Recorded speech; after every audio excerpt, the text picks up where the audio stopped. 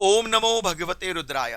2 मार्च अथवा 3 मार्च होलिका दहन कब करना चाहिए? आपने बहुत सारी वीडियोस को सुन लिया होगा और जान भी लिया होगा, किंतु इस वीडियो के माध्यम से मैं आपको क्या नया बताना चाहता हूं। मैं नया कुछ भी नहीं बताना चाहता, कुछ नए संशय आपके मन में नहीं उत्पन्न करना चाहता, लेकिन शास्त्रोक्त विधि के अनुसार मैंने जो पंचांगों का अध्ययन किया है उन सभी का निचोड़ आपके सामने रखना चाहता हूं।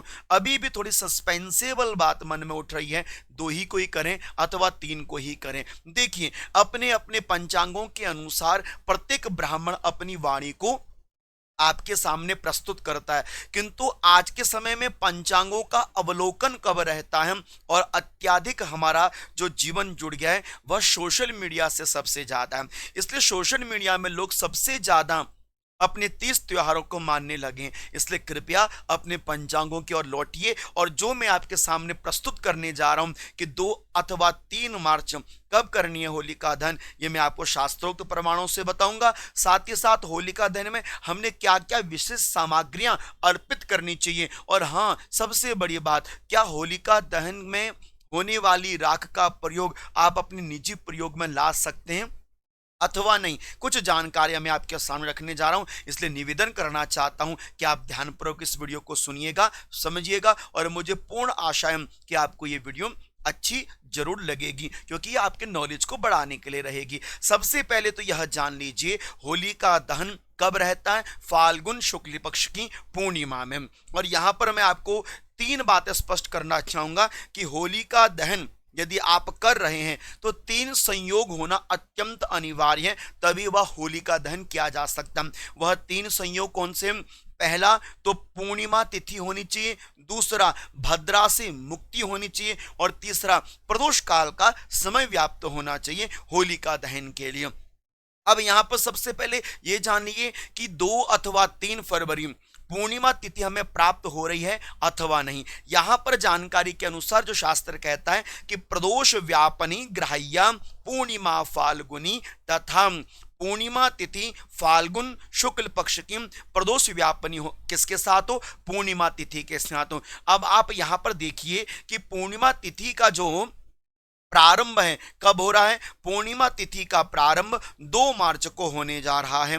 2 मार्च को शाम को 5:55 से पूर्णिमा तिथि प्रारंभ होगी और 3 मार्च सन 2026 शाम को 5:07 में पूर्णिमा तिथि पूर्ण हो जाएगी। अब यहां से एक बात तो आप स्पष्ट जान लीजिए, आपको समझ में आ गया होगा कि आपको पूर्णिमा तिथि जो पूर्ण रूपेण प्राप्त हो रही है वह 2 मार्च को प्राप्त हो रही है। और शास्त्र का संकेत है, यदि 2 दिन पूर्णिमा हो लेकिन अगले दिन यदि पूर्ण प्रदोष व्यापनी तिथि प्राप्त ना हो तो पहले ही दिन आपको पूर्णिमा तिथि में होलिका दहन करना चाहिए।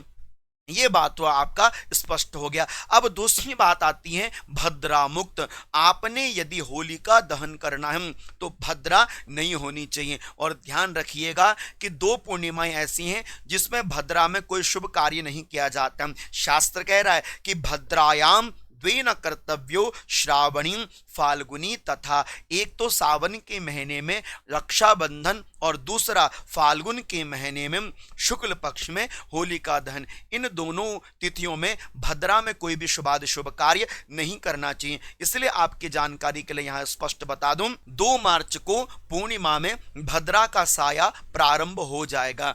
अब ऐसे में सिंह राशि में भद्रा का प्रवेश रहेगा, और सिंह राशि की भद्रा पृथ्वी पर रहती है, भूलोक पर रहती है, जो अशुभ फलदायिनी होती है।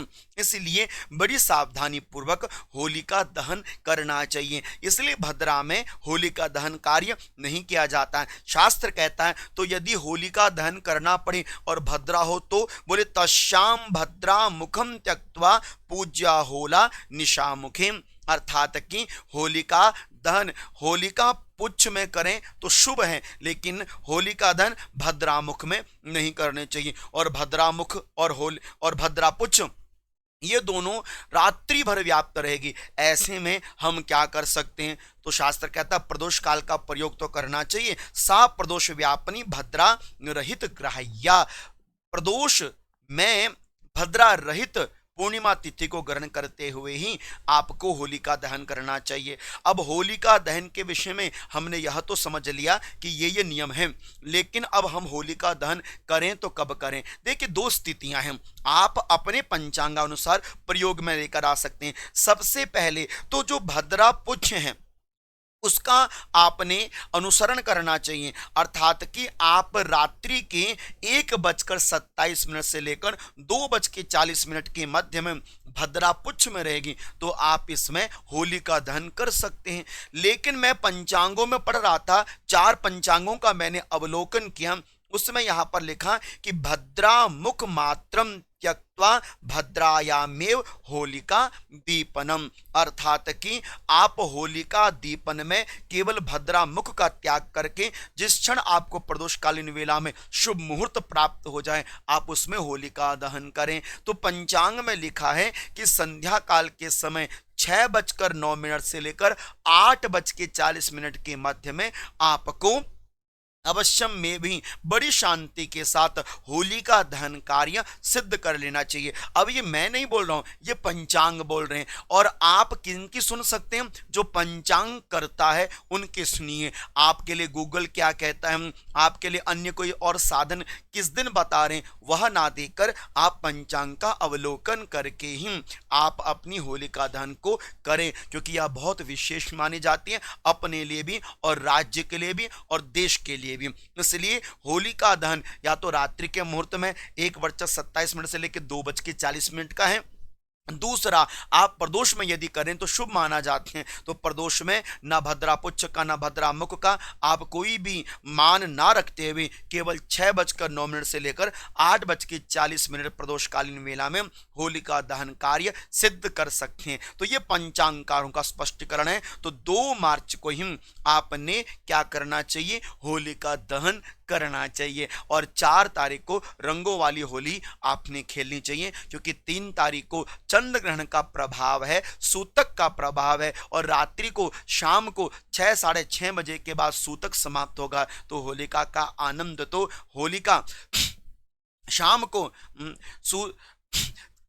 और 4 तारीख को आपने रंगों वाली होली को खेलना चाहिए, क्योंकि 3 तारीख को चंद्र ग्रहण का प्रभाव, सूतक का प्रभाव शाम को 6:40 तक रहेगा। इसलिए प्रातःकालीन वेला में होली का आनंद लिया जाता है। इसलिए आपको होली करनी चाहिए 4 मार्च को। तो यहां पर यह बात तो स्पष्टीकरण हो गई, लेकिन हम होलिका दहन में किन किन वस्तुओं को अर्पित कर सकते हैं, तो आप देखिएगा, आप गोबर के बड़े बड़े जो उपले होते हैं, कंडे होते हैं, आप उनका प्रयोग कर सकते हैं। आपके पास यदि आप किसान हैं, आपके पास नव अन्न है, जैसे गेहूं जौ चने की जो हरी बालियां होती हैं, आप वह अर्पित कर सकते हैं। सूखा नारियल आप अर्पित कर सकते हैं। मिष्ठान बतासे, कुछ शुद्ध मिठाइयाँ यदि आपने घर में बनाई हैं, आप उनको अर्पित कर सकते हैं। शुद्ध सामग्री काले तिल, पीली सरसों, हवन सामग्री इत्यादि भी आप अर्पित कर सकते हैं। सकारात्मक ऊर्जा की प्राप्ति के लिए कपूर, लौंग इत्यादि इलायची का आप प्रयोग कर सकते हैं। लेकिन होलिका दहन में कुछ विशेष संविधाएं हैं, लकड़ियां हैं, जिनका प्रयोग आप अपनी निजी गृह शांति के लिए कर सकते हैं। कुछ विशेष ऐसी कुछ जड़ी बूटियां हैं जो आप अर्पित कर सकते हैं होलिका दहन में।